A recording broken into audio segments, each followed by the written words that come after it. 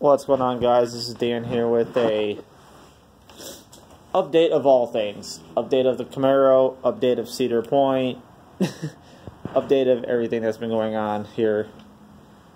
I know, like I said, I wasn't going to post a lot of stuff during the winter time, and fortunately I've been holding true to that because Mother Nature effing sucks. So, guys, this one too. Whatever. I'll figure it out. I know, random stuff, right? Anyways, guys. First topic of the day. Cedar freaking Point. I don't know if any of you guys heard, but April 10th is the day to be on cedarpoint.com. If you have a Platinum Pass, they're having a Frontier Hoedown weekend before opening day weekend. If you have a Platinum Pass, you can reserve a spot for Steel Vengeance first ride, kind of like a media day. So I'm pretty excited about that. And you guys know that if I go, if I'm lucky enough, it's a limited quantity of tickets, so you got to be fast. I don't plan on getting any work done that day, and I got Sarah. She's going to kind of schedule both of us to go while she's at work.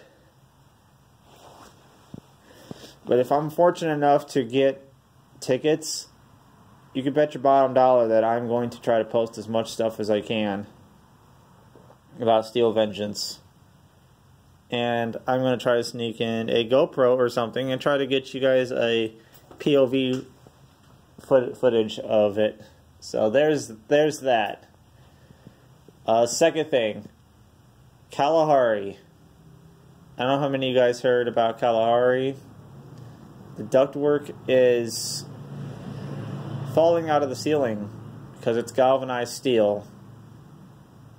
Galvanized steel with 80-some degrees and a relative humidity of 80-some% with all the chlorine doesn't last too long. I don't know what the engineers were thinking, but I've kind of noticed that they said on Cedar Point's disclaimer site, or on their just generic site for their Steel Vengeance announcement, that Castaway Bay is going to be closed. I wonder, since all this has happened with Kalahari, if they're going to reduct Castaway Bay and or reduct Great Bear or Great Wolf or whatever the hell it is Lodge. So yeah, there's that. I hope anybody that got hurt at Kalahari, I hope that they do have a speedy recovery, because I can only imagine how bad that was. And another thing to take into consideration is how bad it could have been. That duct is at least 50 feet up, and it looked like a pretty sizable piece. It looked like actually part of a whole system. And since I do sheet metal as my profession, I know how much that weighs. If it came down the right angle, and somebody was unfortunate enough to be in that vicinity, it could have cut someone in half. So, glad they're still here, alive, and with us. Don't mind the messy garage, guys. I'm sorry I haven't taken any long road trips to kind of give you any shots at Steel Vengeance. I just haven't seen the need to, because the roller coaster structurally seems pretty much done. And I mean, I'm not going to be able to see anything across the bay. So, there's that.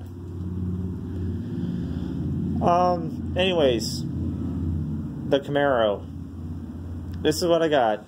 You can see here, this is a 6-liter LS engine. We're going to shove it inside of there. We're going to switch it up a little bit, though. This engine is going to get a 6L80E 6-speed behind it. I don't know if that's ever been done inside of an F-body Camaro, but I'm going to try. E38 PCM out of a Corvette. Body control module out of a Corvette. It's going to have a lot of... It's going to essentially be a 2009 Corvette inside of an F-body. So, really looking forward to get onto this. I haven't done much with this engine. It is an LQ9 over there. I'll show you a piston. LQ9s came with, you really can't see it, but it is a floating pin with flat tops. So there's that. But my pistons are kind of junk. There's a lot of scuff marks on them. I got one in the house. And anybody on the forums have seen on any other LS sites on Facebook. They're pretty fudged. 24 tooth wheel. Because I'm running an E38 ECM, I have to have the crank sent out to my machine shop, which is an hour away. And I go through these guys because they're really good. I go through Wallace and DeWitt in Amherst, Ohio. And I'll go through Rick's Speed Shop, also in Amherst, Ohio. I like to go through both just because I like what they do. Yes, there's machine shops around me, but in a car like this, I stick to what I know. Not knocking any machinists out there. It's all about preference. And a lot of times at work, a lot of my work is in Lorain County, Ohio, so a lot of my time gets, I'm already out there, so yeah, not a big deal. Rick does good work. Wallace and DeWitt do good work. They milled the heads on my 2000 SS before I sold it. Rick's milled a couple heads for me back when I was messing with 3.8s. And yeah, all in all, I'm pretty excited with what they do. So anyways, at the send this crank out and get a 58 tooth wheel pressed on and the 24 tooth wheel removed. I've heard that it's kind of easy, you just got to get it hot, and there's like a special alignment tool that's $200, but I'm only going to do this once, so $200, I might just go to the junkyard, find a Gen 4 LS, route the crank out of it, and be done with it. So I'm sure the crankshaft out of the junkyard is going to be cheaper than the tool itself that I'm only going to use once. But anyways, I just let the machine shop do it. The wheel's like $40. This engine's got a shit ton of gunk on it still. This weather has been really cold out here. I haven't done really much of anything. I did clean my valve covers up a little bit. You can see them chilling over there in the mass of parts I have. I can't spend any time out here because it's been so cold. Or I've been busy with work. Or the kid. Anyways. 6L ADE in a Camaro. I don't know if I posted my old video or not, but the rear end, it's going bye-bye. We're going to do a custom IRS setup beside this car using a Camaro / G8 center section and axles. I want to get the hell away from this 10 bolt. They break a lot. If I got to cut up some body stuff, I don't care. This is a project car. Not too worried about it. Inside here, Corvette steering wheel, so I'm already like halfway there. I put the Corvette wheel in because I wanted the paddles.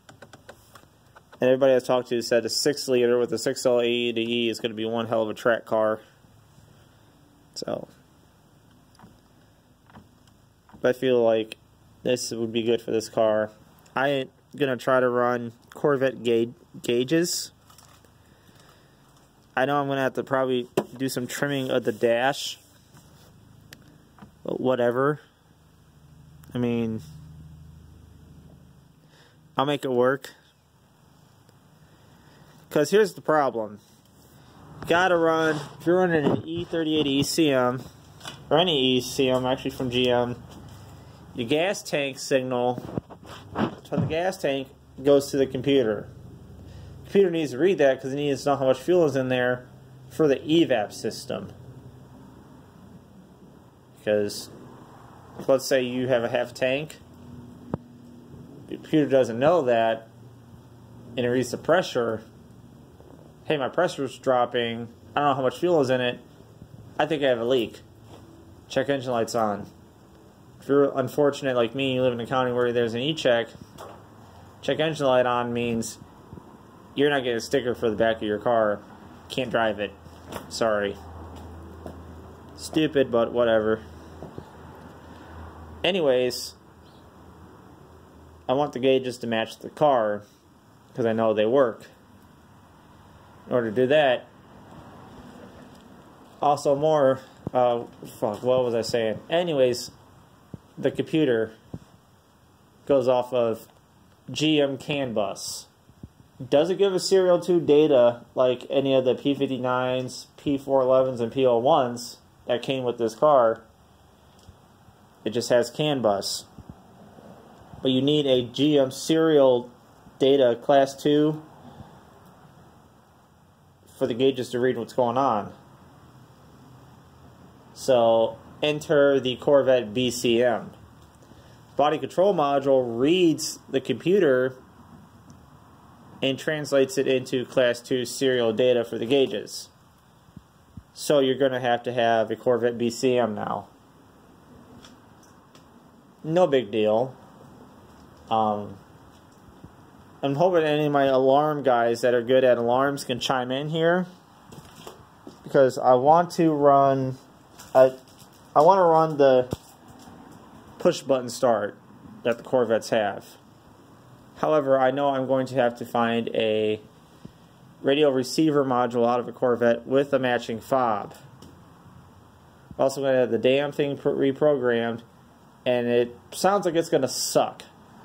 I'm going to notch this right here, do the handle thing like the Corvettes because I like that and I think that looks awesome. Anyways, anybody knows a workaround for that module, that would be freaking fantastic because I have no problem putting an aftermarket one in.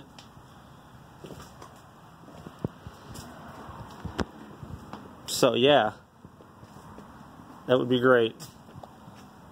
All in all, nothing else here has changed. Just want to give you guys an update.